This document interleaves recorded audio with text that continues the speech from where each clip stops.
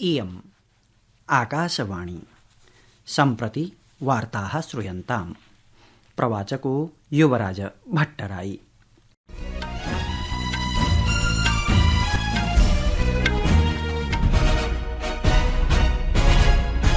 आदौ मुख्यवार्ताः। प्रधानमन्त्रिणा श्रीनरेन्द्रमोदिना जीविकोत्पादन विषये बजट इति वित्तसंकल्पनायाः पश्चात् वेबिनार इति आभासीयम् उपवेशनं सम्बोधितम्।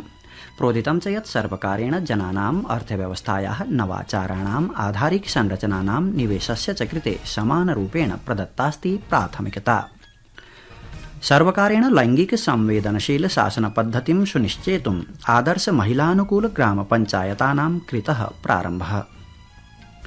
रेल विभागेन फरवरी 15 नवदिल्ली रेल स्थासने दुरापन्नायाः ससम्भ्रम पलायन दुर्घटनायाः अनन्तरं 5 वरिष्ठाधिकारिणः स्थानान्तरिताः। झारखण्ड पश्चिमीय सिंहभूम जनपदे आईईडी इति विस्फोटे सीआरपीएफ बलस्य भटत्रयं व्रणीभूतम्। अमेरिकीयेन राष्ट्रपतिना डोनाल्ड ट्रम्पेण प्रोच्यते यत् तेन प्रवर्तितं टेरिफाख्यं पारस्परिकं प्रशुल्कम् अप्रैल 2 क्रियान्वयिष्यते। अपि च लाहौरे चैम्पियन्स ट्रॉफी क्रिकेट स्पर्धा श्रृंखलायाः प्रागुपान्त्यचक्रस्य द्वितीये द्वन्द्वे न्यूजीलैंड दलेन प्रथमं क्रीडता दक्षिण अफ्रीका दलस्य पुरतः उपस्थापितं 63-300 धावनाङ्कानां लक्ष्यम्।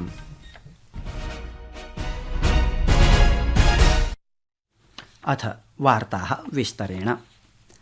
प्रधानमन्त्री श्रीनरेन्द्र मोदी प्रावोचत् यत् प्रशासनेन निवेशे आधारिक संरचनार्थम् उद्योगार्थं च यावती प्राथमिकता प्रदत्तास्ति तावती एव प्राथमिकता प्रजाभ्यः अर्थव्यवस्थायै नवाचारेभ्यश्चापि अस्ति प्रदत्ता।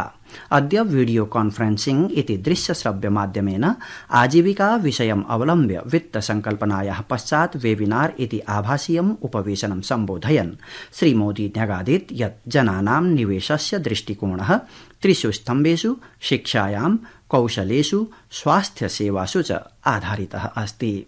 हमने इन्वेस्टमेंट में जितनी प्राथमिकता इंफ्रास्ट्रक्चर और इंडस्ट्रीज को दी है, उतनी ही प्राथमिकता पीपल, इकोनॉमी और इनोवेशन को भी दी है। कैपेसिटी बिल्डिंग और टैलेंट नर्चरिंग देश की प्रगति के लिए फाउंडेशन स्टोन का काम करती है। इसलिए अब विकास के अगले चरण में हमें इन क्षेत्रों में और ज्यादा निवेश करना है। अमुना प्रोक्तं यत् अद्य जनाः विलोकितुम् अर्हन्ति यत् कथंकारं भारतस्य शिक्षा प्रणाली भूरि दशकानाम् अनन्तरं बृहत् परिवर्तनं सम्मुखीकुरुते। श्रीमोदिना प्रतिपादितं यत् वेबिनार इति आभासीयोपवेशनस्य विषयः जनेषु अर्थव्यवस्थायां नवाचारेषु च निवेशः इति विकसित भारतस्य दिङ्निर्देशान् निर्धारयति। Investing in people, economy and innovation ये एक ऐसी थीम है जो विकसित भारत के रोड मैप को डिफाइन करती है। इस साल के बजट में आपको इसका प्रभाव भी बहुत बड़े स्केल पर दिख रहा है। इसलिए यह बजट भारत के भविष्य का ब्लूप्रिंट बनकर सामने आया है। अग्रे अनेन भणितं यत् ऐषमो वित्त संकल्पनायां दैशिक पर्यटनस्य अन्ताराष्ट्रिय पर्यटनस्य च वर्धापनार्थं नैके निर्णयाः स्वीकृताः सन्ति। हिल इन इंडिया और लैंड ऑफ द बुद्धा इस अभियान के माध्यम से दुनिया भर के पर्यटकों को आकर्षित किया जा रहा है। भारत एक ग्लोबल स्तर का टूरिज्म एंड वेलनेस हब बने, इस दिशा में प्रयास किए जा रहे हैं। श्रीमोदी प्रत्यपादयत् यत् भारतम् एआई क्षमतानां विकासार्थं राष्ट्रिय बृहत् भाषा प्रतिदर्शं स्थापयिष्यति।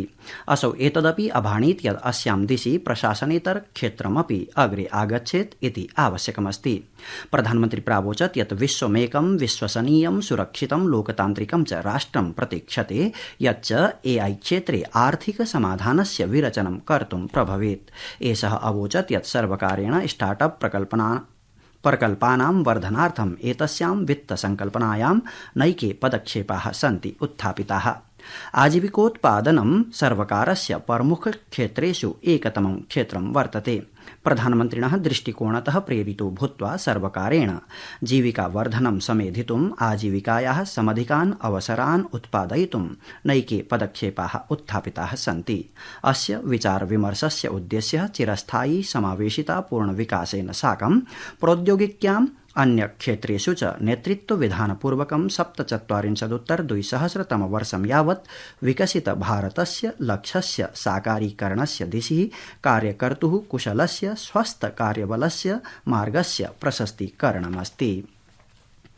पंचायत राज राज्यमंत्री प्रोफेसर SP सिंह बघेलः स्वास्थ्य परिवार कल्याण राज्यमंत्री अनुप्रिया पटेलवर्या च अद्य मॉडल महिला अनुकूल पंचायत प्रतिदर्श ग्राम कार्यक्रमस्य शुभारम्भं कृतवन्तौ। एषः उपक्रमः मन्त्रालयस्य ऐषमः अन्ताराष्ट्रिय महिला दिवस समारोहस्य अंगत्वेन वर्तते। एतस्य उपक्रमस्य प्राथमिकः उद्देश्यः प्रत्येकस्मिन् जनपदे न्यूनान्यूनम् एकस्य आदर्श महिला अनुकूल ग्राम पंचायतस्य स्थापना वर्तते। एतद्धि लैंगिक संवेदनशीलानां बालिकानुकूल शासन प्रथानां च कृते प्रकाशस्तम्भत्वेन कार्यं करिष्यति। दिवसव्याप्यस्मिन् कार्यक्रमे विभिन्न मन्त्रालयानां विभागानां संयुक्तराष्ट्र जनसंख्याकोश सन्निभानां च अन्ताराष्ट्रिय संघटनानां प्रतिनिधयः प्रतिभागं कुर्वन्ति स्म। संस्कृतवार्तायाः संस्करणम् इदानीम् आकाशवाणीतः प्रसार्यते। सममेव अयं कार्यक्रमः आकाशवाण्याः अन्तर्जालपटले www.newsonair.gov.in इत्यत्र अथ च न्यूज ऑन एआईआर चलदूरभाषीय तन्त्रांशे अपि श्रुतिगम्यो भविष्यति। नवदिल्ली रेलस्थासने दुरापन्नायाः ससम्भ्रम पलायन दुर्घटनायाः पृष्ठभूमौ DRM इति दिल्लीमण्डल रेल प्रबन्धकम् अतिरिक्त दिल्लीमण्डल रेल प्रबन्धकम् रेल सुरक्षाबलस्य सहायक सुरक्षा आयुक्तञ्च समेत्य 5 वरिष्ठाधिकारिणः स्थानान्तरिताः सन्ति। ध्येयमस्ति यत् विगते मासे 15 दिनाङ्के प्रयागराजं प्रति गम्यमानेषु रेलयानेषु आरोहणार्थं यात्रिणां सम्मर्दाधिक्यकारणेन दुरापन्न घटनायां 18 तीर्थयात्रिणः प्राणैः वियुक्ताः आसन्। 15 जनाश्च व्रणिताः अवर्तन्त। आदेशस्य अनुसारेण पुष्पेश R त्रिपाठी दिल्ल्याः नूतनः दिल्लीमण्डल रेल प्रबन्धको भविष्यति। झारखण्डे पश्चिमीय सिंहभूम जनपदस्य जराईकेला आरक्षिस्थात्रान्तर्गतं बालिवा वनक्षेत्रे अद्य दुरापन्ने IED विस्फोटे CRPF इति बलस्य 3 भटाः गम्भीररूपेण व्रणीभूताः सन्ति। 3 भटाः सुरक्षिताः उपचाराधीनाश्च सन्ति। SPT आरक्षि अधीक्षकेण आशुतोष शेखरेण घटनायाः पुष्टिपुरस्सरं प्रतिपादितं यत् अद्य प्रातः कालादेव सुरक्षाबलम् अन्वेषणाभियानकार्ये निरतम् आसीत्। ध्येयमस्ति यत् 3 व्रणिताः भटाः उपचारार्थं विमानेन रांची नगरं सन्नेष्यन्ते। अमेरिकायाः राष्ट्रपतिः डोनाल्ड ट्रम्पः स्वप्रशासनस्य व्यापारनीत्याः सुदृढ दृष्टिकोणं प्रदर्शयन् अत्यधिकं टैरिफ इति प्रशुल्कं विरुध्य यूरोपीय संघस्य, चीनस्य, ब्राजीलस्य, भारतस्य, दक्षिण कोरियायाः अन्येषां च देशानाम् आलोचनां कृत्वा अप्रैल मासस्य 2 दिनाङ्कात् पारस्परिक प्रशुल्कस्य कार्यान्वयनम् उद्घोषितवान्। कांग्रेस इत्यस्य एकस्मिन् संयुक्तसत्रे स्वकीये उद्घाटनभाषणे स अकथयत् यत् एतैः राष्ट्रैः अस्मासु यादृशः शुल्कः स्थाप्यते तादृशः एव अस्माभिः तेषु स्थाप्यते। ट्रम्पः अवोचत् यत् अन्यैः देशैः दशकेभ्यः अमेरिकां विरुध्य प्रशुल्कम् उपयुज्यते। अधुना तान् देशान् विरुध्य प्रशुल्कप्रयोगस्य समयः अमेरिकायाः अस्ति। सामान्यतः यूरोपीय संघ, चीन, ब्राजील, भारत, मेक्सिको, कनाडा चेत्यादिभिः सह अन्यराष्ट्राणि अमेरिकायाः अत्यधिकं प्रशुल्कम् आहरन्ति। यद् अनुचितमस्ति। असौ वस्तूनां स्वदेशे विनिर्माणस्य प्रतिबद्धतां समर्थयन् प्रोक्तवान् यत् अमेरिकायाम् एव वस्तूनाम् उत्पादनेन एव प्रशुल्के न्यूनताम् आनेतुं शक्यते। सः स्पष्टीकृतवान् यत् वरिष्ठनागरिकाः सामाजिक सुरक्षायाः लाभेषु कीदृशमपि प्रशुल्कं न दास्यन्ति। सः वरिष्ठनागरिकान् आश्वासितवान् यत् ते प्रशासनेन प्रदत्तान् सामाजिक सुरक्षालाभान् प्रशुल्करहितम् उपभोक्तुं शक्नुवन्ति। अपि च क्रिकेट क्रीडायां लाहौरे चैम्पियन्स ट्रॉफीति क्रिकेट स्पर्धा श्रृंखलाया प्रागुपान्त्यचक्रीये द्वितीये द्वन्द्वे न्यूजीलैण्ड दलस्य दक्षिण अफ्रीका दलस्य च प्रचलति संघट्टः। तत्र हि न्यूजीलैण्ड दलेन षण्णां क्रीडकानां हानौ 63 धावनाङ्कस्य लक्ष्यम् अफ्रीका दलस्य पुरतः उपस्थापितमस्ति। इति वार्ता।